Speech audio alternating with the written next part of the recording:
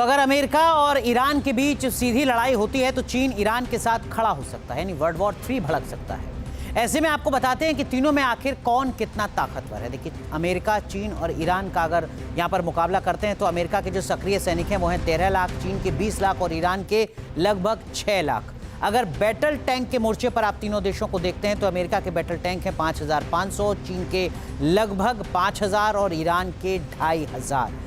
इसके साथ साथ अगर वॉरशिप के फ्रंट पर, फाइटर प्लेन के फ्रंट पर आप देखें तो अमेरिका के पास हैं 13,000, चीन और ईरान के दोनों के मिलाकर 4,000 से कम है, यानी एक बड़ा फासला फाइटर प्लेन्स के मोर्चे पर नजर आता है अगर चीन भी ईरान के साथ खड़ा होता है तो।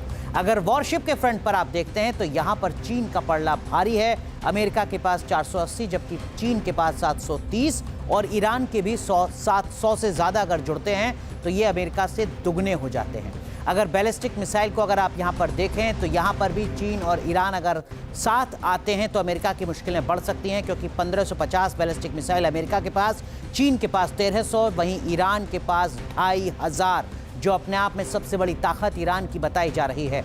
परमाणु हथियार अगर आप देखें तो 5,428 अमेरिका के पास हैं, 600 चीन के पास हैं, ऐसा दावा किया जाता है और ईरान के हवाले से कोई पुष्टि अभी तक नहीं की गई है। लेकिन जो डिफेंस बजट है उसको आप देखेंगे तो यहाँ पर अमेरिका कई गुना आगे नजर आता है चीन और ईरान के मुकाबले। $858 बिलियन का डिफेंस बजट है, यह अनुमानित आंकड़ा है, जबकि चीन का है $261 बिलियन और ईरान का बमुश्किल $15.5 बिलियन। तो एक जमीन आसमान का जो फर्क है, फासला है, वो यहाँ पर नजर आता है। लेकिन इस बीच मिडिल ईस्ट में जंग शुरू हुई तो उसका विनाशक होना तय है। अमेरिका ने जो तैयारी की है और ईरान जिस अंदाज में काउंटर अटैक का प्लान कर रहा है उससे हालात बिगड़े हुए हैं। युद्ध को लेकर किसकी क्या रणनीति है और उसका असर क्या होगा, समझिए इस रिपोर्ट में।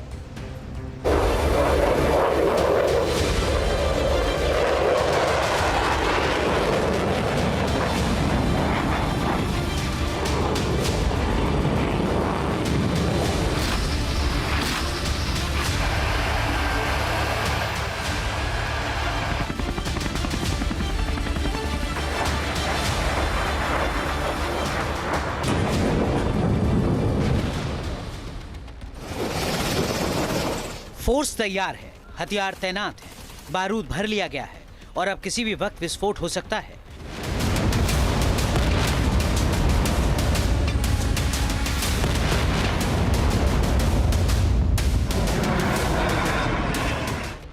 मिडिल ईस्ट के मौजूदा हालात पर पूरी दुनिया की नजर है। ट्रंप की धमकियों के बीच ईरान के साथ चीन और रूस की लामबंदी तीसरे विश्व युद्ध का खतरा बढ़ा रही है।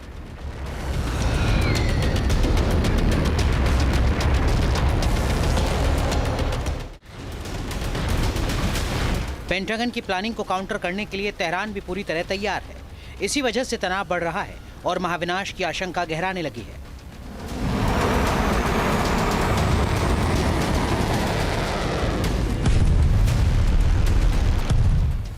सवाल है कि क्या मिडिल ईस्ट की जंग छिड़ी तो न्यूक्लियर वॉर भड़केगा?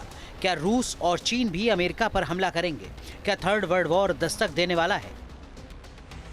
ऐसे ही कई सवाल हैं जो टेंशन बढ़ा रहे हैं। हर कोई इसे लेकर परेशान है कि युद्ध शुरू होने के बाद क्या क्या हो सकता है।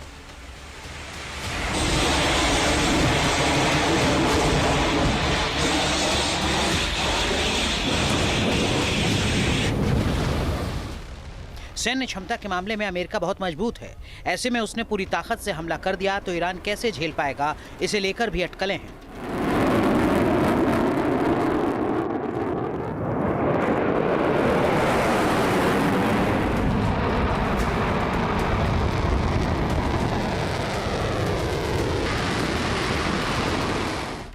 ईरान की घेराबंदी के लिए अमेरिका 1 महीने से तैयारी में जुटा है। बीते 1 हफ्ते से अमेरिकी नेवी और एयरफोर्स का बड़ा जमावड़ा मिडिल ईस्ट में लगा है। ऐसे में साफ है कि युद्ध हुआ तो अमेरिका के बैटलशिप और फाइटर जेट ईरान के अहम ठिकानों को टारगेट करेंगे, जिसमें IRGC और बसीज यूनिट के military base, ballistic missile launch करने वाले ठिकाने और इनके स्टोरेज साइट्स पर बम बरसाए जा सकते हैं।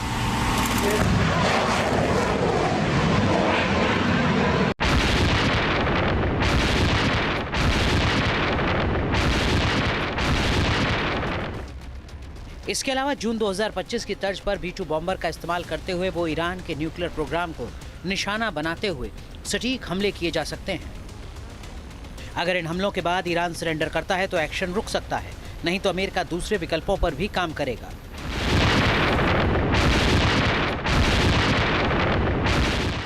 अमेरिका की एक रणनीति तेहरान में वेनेजुएला जैसा एक्शन करने की भी हो सकती है।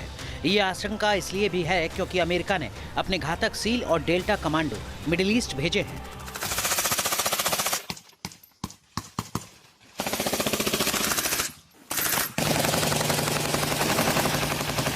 जो ऑपरेशन के लिए पूरी तरह तैयार है।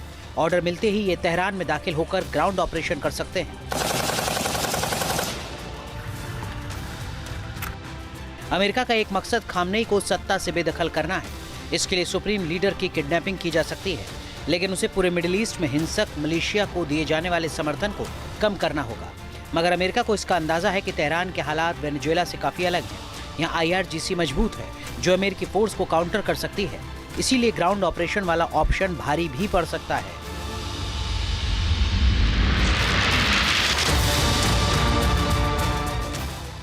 ईरान साफ कर चुका है कि वो किसी भी तरह के हमले का बदला जरूर लेगा। IRGC के अफसर भी ये दम भर रहे हैं कि उनकी उंगलियां ट्रिगर पर हैं और अमेरिका को सबक सिखाने के लिए बेताब है। मौजूदा हालात में भले ही ईरान की फोर्स अमेरिकी नेवी और एयरफोर्स की ताकत का मुकाबला न कर पाए, फिर भी वो अपनी बैलिस्टिक मिसाइल और ड्रोन के जखीरे से हमला कर सकता है। ईरान ने अपने ये घातक हथियार अंडरग्राउंड साइट्स और दूरदराज की पहाड़ियों में छिपा कर रखे हैं, जिन्हें वो किसी भी वक्त लॉन्च कर सकता है। खाड़ी के देशों में अमेरिकी बेस और ठिकाने फैले हुए हैं। ऐसे में ईरान चाहे तो वो किसी भी ऐसे देश के कुछ अहम इंफ्रास्ट्रक्चर को भी निशाना बना सकता है। यही वजह है कि खाड़ी में मौजूद अमेरिका के सहयोगी देश खौफ में हैं। उन्हें डर है कि अगर जंग छिड़ी तो ईरान की मिसाइलें उनके ठिकानों को भी बर्बाद कर सकती हैं।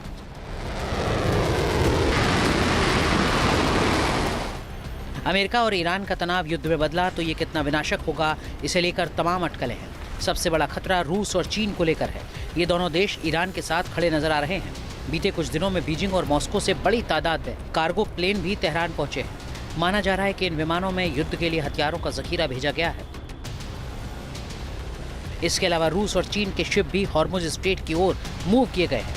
बहाना भले ही अभ्यास का हो, लेकिन अगर युद्ध हुआ तो इनके जरिए अमेरिका को टारगेट किए जाने की संभावना से इनकार नहीं किया जा सकता।